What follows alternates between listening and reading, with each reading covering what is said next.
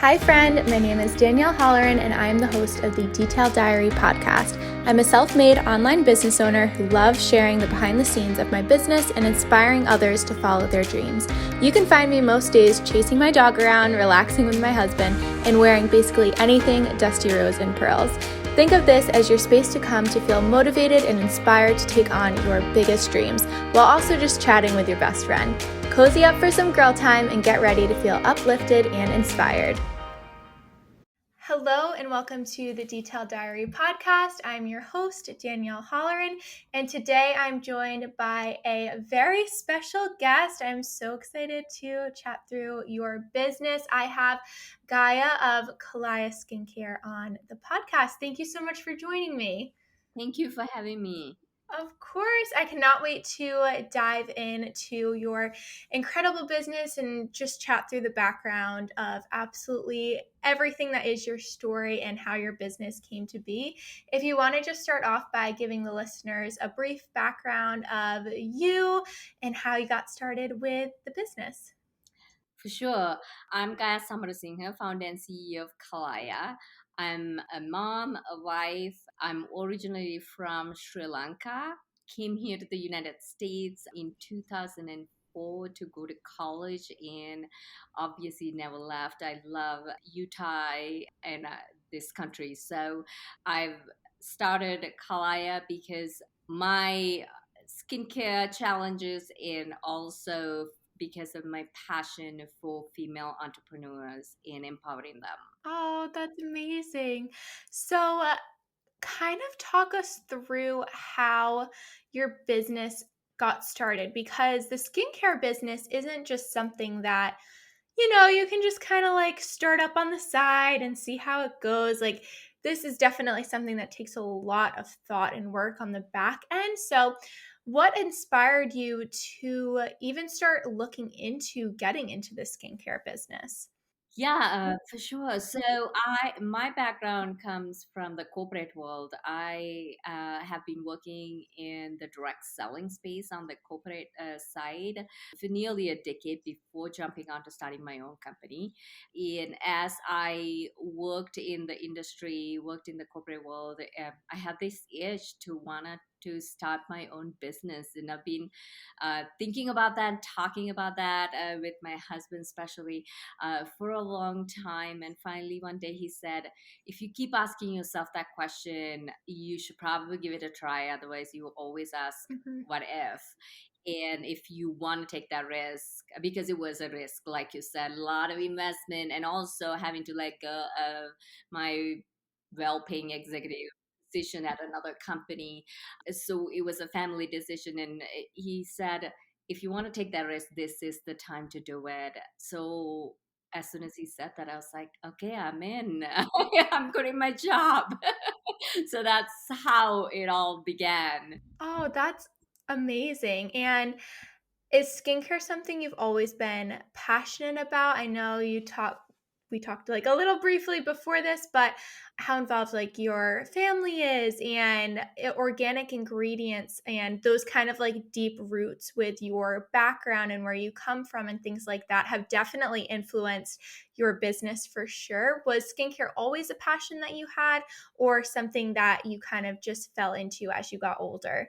So initially, when I said that I wanted to start a company, in kind of had this itch to be an entrepreneur, skincare was at the top of the list. The part of it is was I at that time, my daughter was very young. I just had a baby. I was going through a lot of skin issues myself. I don't recall ever having bad skin growing up back in Sri Lanka, but after moving to the United States, I think weather changes, and obviously after having kids, it's our bodies go through so much. I started having a lot of skin issues, adult acne, a lot of skin discoloration, and obviously as you get older, you see these signs of aging. So skincare was something that personally, as a customer, I spend time and money on as much as I could, but I was at a point I couldn't find a comprehensive solution that was simple enough for us busy working moms to stick with and stay consistent with, no matter how much I tried. So it was one of the personal concerns or need that I had as well. And when I had that open, clean, fresh canvas to say, okay, I can start something from the scratch, I was like, I want to go back to my roots. I want to go back and look at the ingredients that we use, and maybe not so intentionally, but it was because my mom said or grandma said that you should put this on your face, is how I grew up, but never really understanding or taking a deeper dive into those ingredients and why behind them. But I obviously those worked. I had great skin growing up. So I wanted to go back to those roots and bring some of these very unique ingredients that you can't find or you're not familiar with in this part of the world into a product line. So it just gave me the opportunity, and it was a combination of going back to my roots and also having that personal need for myself and knowing I'm not the only woman out there that's looking for that simpler system but actually works. That's great. I feel like that's how so many small businesses and just businesses in general start up is we're looking for a need for any type of product or service or solution, and when we're searching for something and something's not out there, then it's like, well, there's a need for this. There has to be other people out there who are searching for the same thing as I am, and then things kind of snowball from there. So I think that that's really neat, and you bring a very unique approach as well from your roots and your background, because there's a ton of skincare brands out there, but not no one is going to have the same type of experience and background as you, because you're your own person, you're your own individual, you have your own experiences, and I think that that's really special. And I know that so many people nowadays are becoming more conscious of what ingredients are really in things. I know me personally, over the past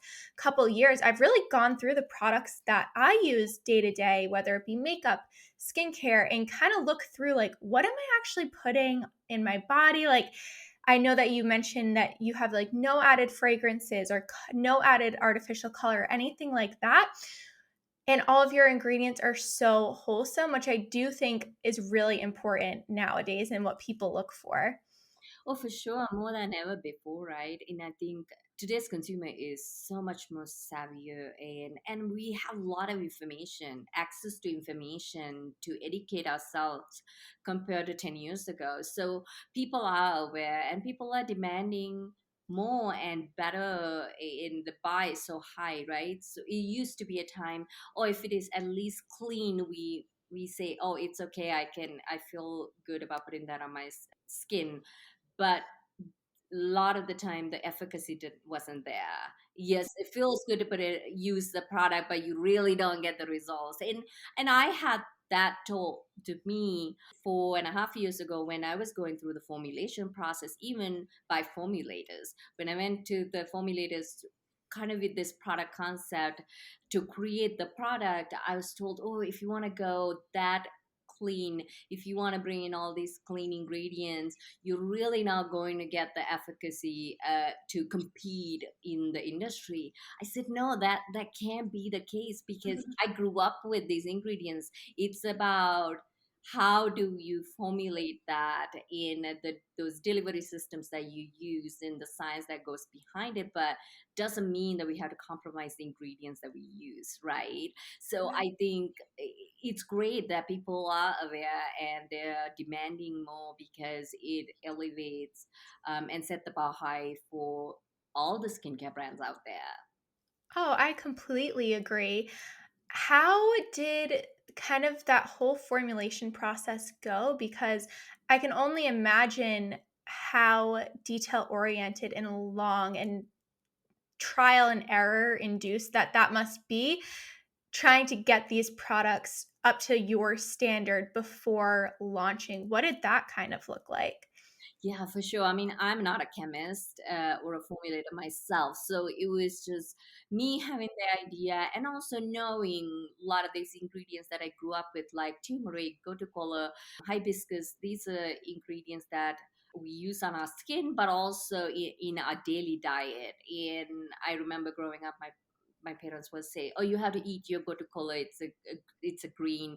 We used to have with our meals all the time, and we didn't like it as kids.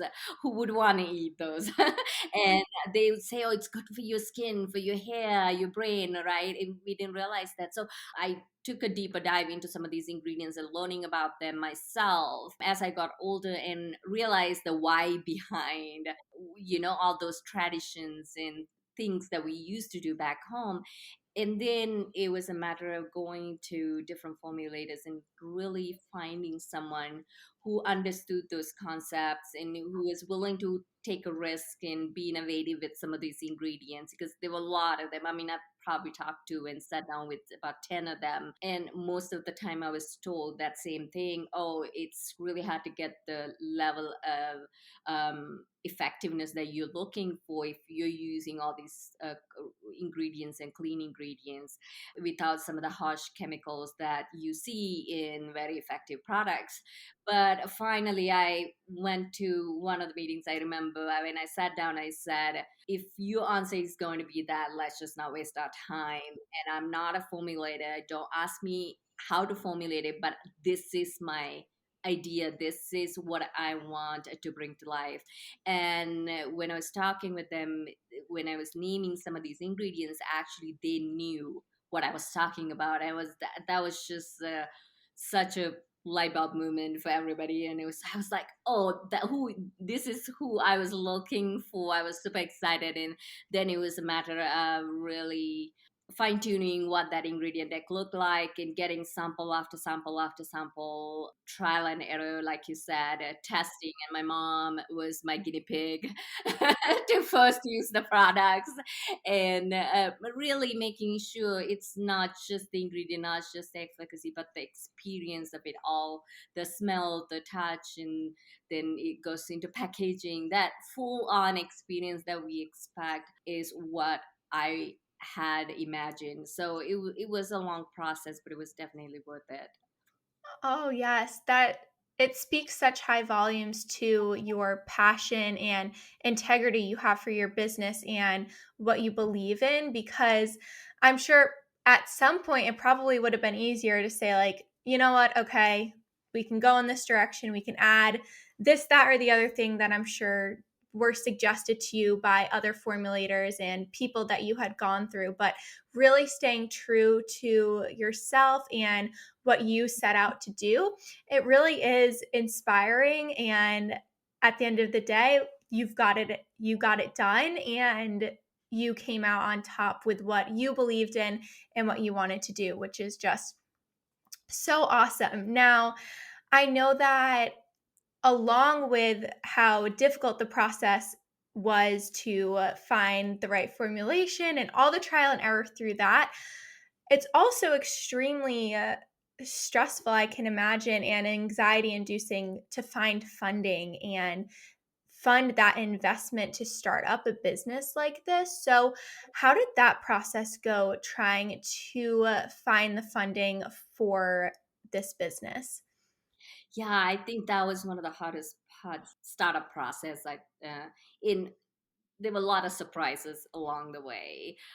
One of the things that uh, at least I didn't think about was, I came from having a successful career in the corporate America, and when I wanted to start my business, obviously I had to leave my job. But the minute that you leave your job and you don't have an income, the banks aren't willing to lend you a penny because you can show an income, but then you quit your job to start the business, and it's the cart of the horse first, right? Like a situation. And so that was frustrating because no matter what kind of business plan I put together, details and the experience that I had, it just none of it that mattered to a bank to give you a loan. And then my next option was to go get investment, private funding from investors. And when I started that process, obviously I had a lot of contacts and people I known for years through my corporate career. So it was starting those conversations from those people, which was a very warm network. So these weren't people that were strangers to me, but it's still the expectations of some of them to what percentage of the company that you're willing to give up, and what kind of control are you willing to give up when you take somebody's money. That was such an eye-opening process. But what really made a difference, I think, the conversation was this one group of investors. They had about 4 conversations with me, and they've known me for a long time, and really interested in the whole concept of Kalaia and wanted to fund. And during one of my final stages of conversations, and they brought up in this topic, they said, hey, we have one more request before we really go into the paperwork. We want to make sure that you're going to secure our investment with any personal assets that you and your family has. So you're talking 401ks, the house, the car, Mhm. whatever, savings, everything. So I said, hold on a minute, I'm going to give a huge chunk of equity to you for the risk that you're taking, and explain to me why I need to guarantee that on top with anything I owned. And not that I had a lot of assets at that time, but still it was just shocking. And then they said, you're the sole founder. I didn't have any partners in the business, not even my husband as a partner. So and you're a young mom, and we want to make sure you don't wake up one day and say this is just too hard and quit on us. I was furious. I just didn't have any words, because in my mind I was thinking, would you have asked that question from my husband, how he's Mhm. going to build a business as a young dad, right? And I came home and I was furious, and I told my husband, I said, you know what? If you have to do that, then might as well put everything we own to the bank and get a loan Mhm. and fund it myself, and that way I own the 100% of the company. I have control to do run the business the way I want. I don't have anybody looking over my shoulder. Why would I do that? I'm taking the same risk then.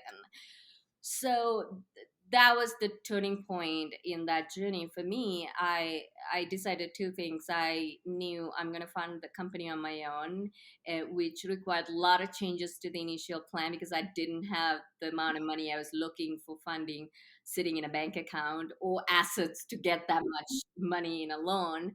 So everything had to change. And then two, I always knew there would be a give back component to our business, but I hadn't figured out where that money would go. And that was the day I decided the our give back program is going to be helping other women in business through microloans. So that's how Kalaia Case was born. But it was it was challenging. But I'm glad, looking back now, almost 4 years into the business, looking back, I'm glad that I figured it out how to fund the company on my own instead of caving in. Wow. That is so inspiring, and I feel angry for you just even hearing that story, how just so angry you must have felt after putting all of this hard work and passion and, like, for someone to just say that, it's like, do you even know, you like, the passion I have behind my voice and my work ethic? Like, that is so frustrating, but in the end, it worked out in your benefit, and that is so inspiring that now you own 100% of the company. I would love to hear more about the loan program. I definitely wanted to talk a little bit more about that, because I think that that's incredible that you've been able to incorporate something so wonderful into this business. Yeah, I mean, there's a huge gender gap in all aspects any business, any career you look at, I think in business, I don't know if it's talked about enough, but when it comes to funding or having other resources, women-owned businesses aren't getting the same getting the same support and access to resources as businesses that were owned by men. So my personal experience was really eye-opening, and then during that process also I learned my mom was an entrepreneur back in Sri Lanka and owned multiple businesses, and she had told me stories about 30 plus years ago how all she wanted was $100 loan, and she didn't even get that when she was trying to start the business. But I was naive to think that it would change here in the United States, in the 21st century, but it wasn't. And that's the case in all over the world. So it's 1% of our revenue, top line revenue, go towards Kalaia Cares, which is a micro loan program. We exclusively work with kiva.org, is the platform where to find small business owners who are looking for funding either to start a business or to expand their business. And we've so far, within less than 4 years in business, we've given out 51 loans to women in Wow. 26 countries and counting. Because it's a micro loan program, when those loans are paid back, most of them are interest-free loans. I don't think we've ever had any loans that paid interest. So it really is a very affordable way to get funding for these women. And when they pay that loan back, we reinvest that money over and over again. So each dollar over time will help and support so many women-owned businesses around the world. So that's, I think, what I'm most passionate about when it comes to all of Kalaia, just the difference that we get to make in these women's lives, but also to hopefully contribute to bridging that gap that's out there for women in business. Wow, that is so rewarding. It must be such a wonderful feeling to know that you've personally helped so many women to reach their dreams that maybe would never have been possible without your help. And that is just such an incredible feeling. You must feel so proud of yourself. I do, and I'm also really grateful for our customers and also our affiliates. We call them brand partners who are part of us, because if it wasn't for them, either purchasing a product or helping us spread the word, even for you, right? Because of this podcast, I think there will be more people who get to know about Kalaia and what we do, and I'm grateful for our entire community because it's a community effort. I think we get to do together. It definitely is. That's wonderful. Well, I know that this past couple years have definitely been a challenge for you and so many businesses. How has navigating the pandemic and everything like that affected your business and developed your business? And how have you kind of been able to respond to it? Yeah, I mean, we've had our own fair share of challenges during pandemic. Some of it were obvious, like many other businesses, supply chain issues and shipping issues and delays. We had we face all of those during, on and off as we battle COVID in different phases of COVID.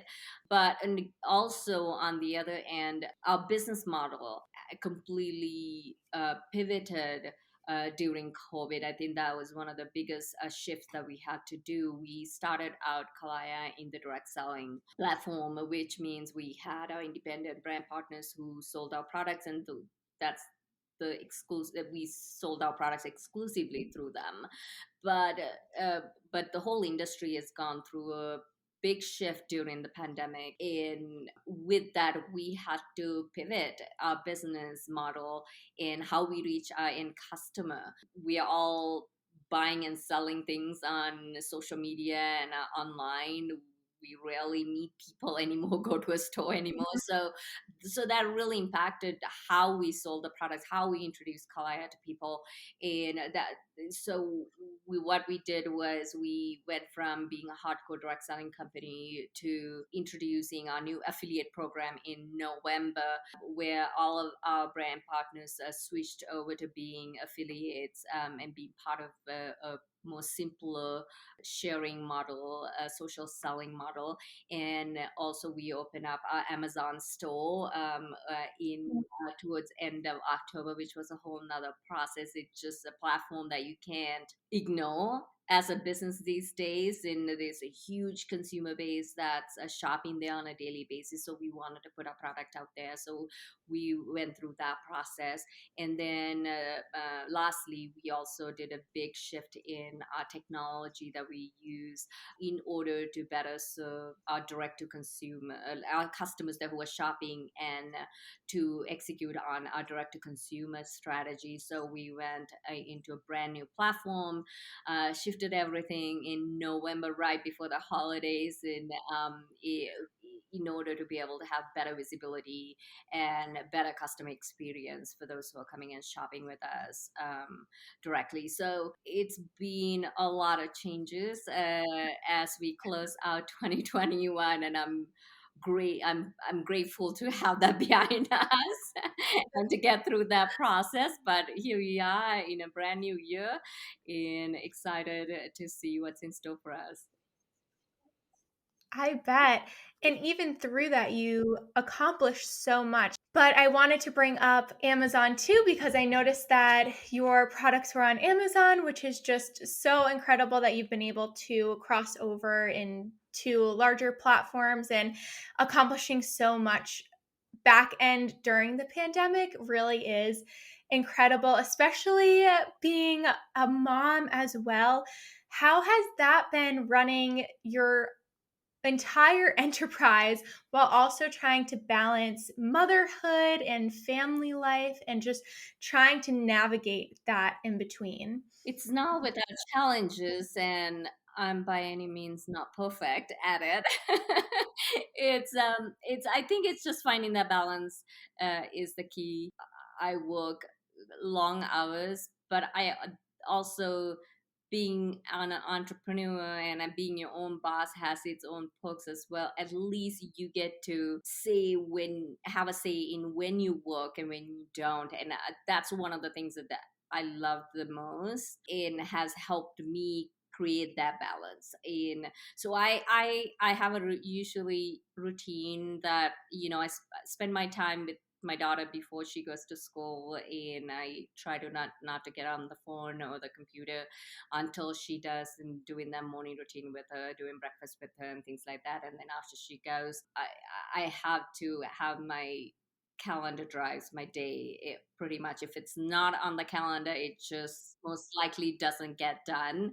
And the smallest, even if it's the smallest things, I put it on the calendar. Even if it is my time to work out, or I have to run an errand, I put it on the calendar, because if it's not, it doesn't get done. And if it is a priority for me, it better get on the calendar.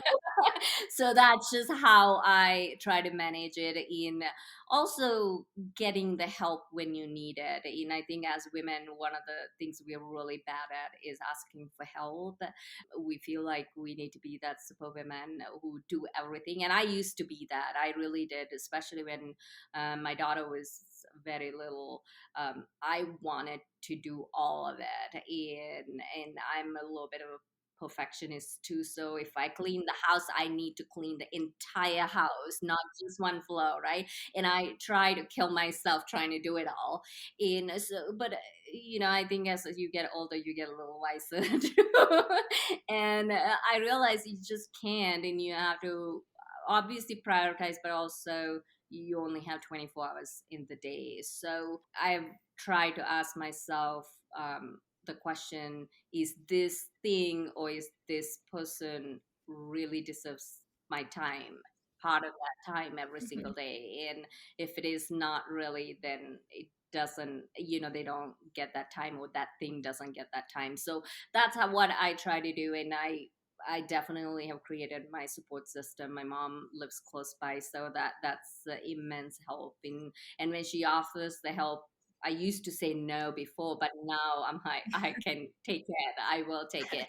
And I would tell any entrepreneur, any mom, especially out there that's trying to do it, if you have the means to buy your time back, even through paid help, if you are in a position to do that, do it, because your time is so precious and your kids grow up so fast, and you need to prioritize that. And you might be in a time in your business where it is growing. It's those early days that where you need to put everything into it, and if that's the case, then you just need to prioritize that. So that means that either finding the help, or taking it where you can, or prioritizing and not having that guilt uh, about those things that you couldn't give the time to, and that's okay too. Yeah, so that's how I at least manage and balance.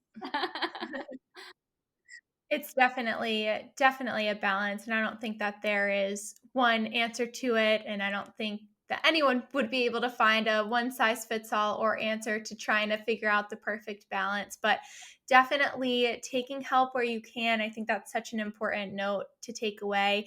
And asking for help, I feel like we're the worst at that. Like, it's okay to ask for help. There's people around us who want to help us to bring us higher, and that is so important to just keep in mind to try to make our lives a little bit easier. This has been such a wonderful interview. I've absolutely loved learning so much about the back end of your business and the background and everything like that. At the end of every podcast episode, we have like a figurative detailed diary that we just leave a lasting note of inspiration for the listener. If you have any lasting words that you want to end off with. Yeah, I mean, these days, something that I remind myself all the time is focus on the marginal gains. And part of that is because, like I mentioned, we went through so many changes in the business, and in this day and age where we are so impatient, have these expectations of things happening overnight. It's just so easy to get frustrated or tell yourself, oh, it's not working, because you implemented a change and the next day it's not going viral, or giving you the Mhm. return results that you were expecting. So as and I'm kind of the same way. I'm impatient. So just a few weeks ago, my husband reminded me. He said, just focus on the marginal gains, just the little improvements, little things that's happening every single day in the right direction, and focus on that, analyze that, celebrate that, in just ask yourself what made that happen and how do you improve upon that. And also just celebrating that is really important, so that you feel good about the changes that you're making, the steps that you're taking in the right direction, to reach those bigger goals. So that's something that I telling myself, and I think we all could use that reminder. Oh, definitely. I think that's something that we just need to keep in the back of our head. A lot of us, we're doing so much better than we give ourselves credit for. We have all of these huge goals at in our minds, but it's the little ones just day by day that are so important. Thank you so much for coming on. This has been so lovely to chat. I'm going to leave all of your information on the business and everything like that, social links, website, everything linked just in the description of this podcast so that everyone can go and find you. And I'm excited just to continue following along with your business and seeing how it evolves. Thank you so much for having me here as well. Of course. Thank you. I hope you enjoyed this episode of the Detailed Diary podcast. Make sure to rate and subscribe to the podcast so you never miss an episode. Be sure to join our community over on Instagram at Detailed Diary Podcast and introduce yourself. I'm looking forward to meeting you over there, and I will see you next Wednesday for a brand new episode. Until then, have an amazing week.